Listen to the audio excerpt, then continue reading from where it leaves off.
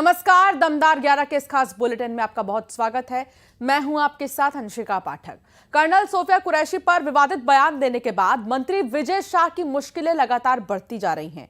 एक तरफ जहां हाईकोर्ट के आदेश के बाद मंत्री के खिलाफ इंदौर के महू में केस दर्ज किया गया, तो वहीं अब उनके मंत्री पद पर भी तलवार लटकी हुई है। सूत्रों की माने तो उनके इस्तीफे को लेकर आज शाम तक फैसला हो सकता है। तो वहीं इन सब के बीच मंत्री विजय शाह ने अब सुप्रीम कोर्ट का रुख किया है और हाईकोर्ट के आदेश को चुनौती दी है। विजय शाह ने याचिका में अपने बयान पर माफी मांगी है और जल्द सुनवाई की मांग की है। तो ये 4 तस्वीर आपको दिखा रहे हैं, समझिए कि अब तक क्या हुआ। बहादुर बेटी पर विवादित टिप्पणी करने का नतीजा कुर्सी हिला दिया है और अब मंत्री के बोल बिगड़े। पहले तो दूसरा, हाईकमान से फटकार, तीसरा, हाईकोर्ट के आदेश पर एफआईआर दर्ज हुई है और अब मंत्री ने माफी मांग ली है। लेकिन सुप्रीम कोर्ट का दरवाजा खटखटाया है माफी मांगने के बाद।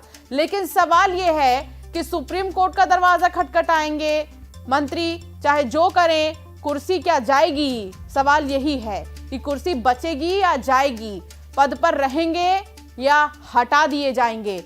देश की बेटी का अपमान विजय शाह ने किया और इस विवादित बयान की टाइमलाइन क्या है, इसे भी देखिए।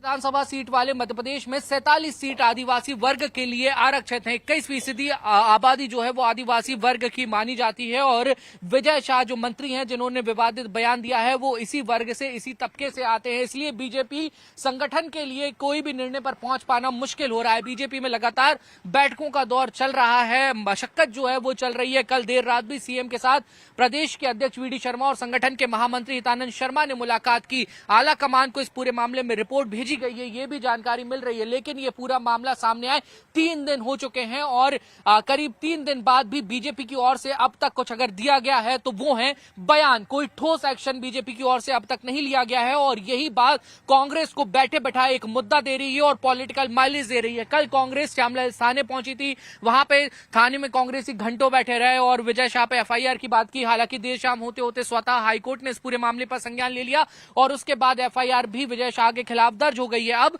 विजय शाह ने सुप्रीम कोर्ट का दरवाजा खटखटाया है। लेकिन इस सब के बीच मध्य प्रदेश में सियासी उठापटक जारी है। कांग्रेस का ये कहना है कि हम लोग शांत नहीं बैठने वाले हैं जब तक मामला दर्ज नहीं होगा, जब तक सेना का जो अपमान करने का काम विजय शाह ने किया है उसके ऊपर कार्रवाई नहीं हो जाती। लगातार विरोध जारी रहेंगे। प्रदेश व्यापी विरोध की बात भी आज कांग्रेस कर रही है। बहरहाल देखना होगा कि असमंजस की स्थिति में पड़ी बीजेपी और बीजेपी का संगठन अब इस पूरे चौतरफा दबाव में क्या कुछ निर्णय लेता है। इस सब के बीच विजय शाह के बंगले के बाहर जो सिक्योरिटी है वो बढ़ा दी गई है संभावित विरोध के मद्देनजर, क्योंकि कांग्रेस के नेता यहीं पहुंचे थे।